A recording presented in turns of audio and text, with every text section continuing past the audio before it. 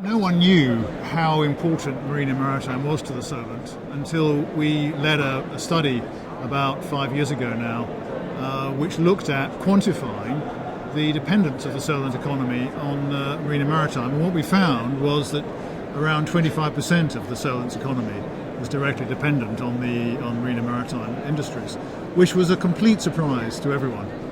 And it meant that a lot of people who were previously quite sceptical or uninterested in the blue economy suddenly became very interested indeed.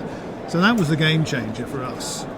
And since then we've been trying to build on that renewed interest to expand investment into growing new jobs and new companies in the blue economy.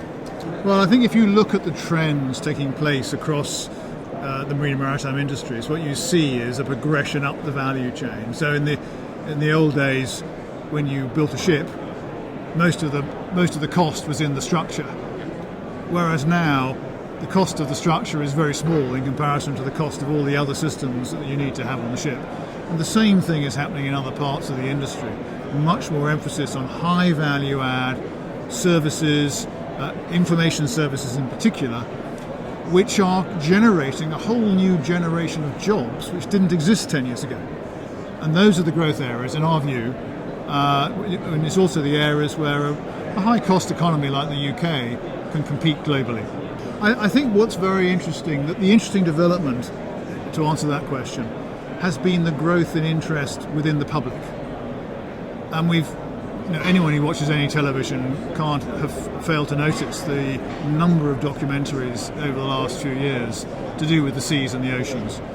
And I think that illustrates that there is this incipient interest and a growing interest amongst people, and young people in particular, in the seas and the oceans and how we're dependent on them as a human race.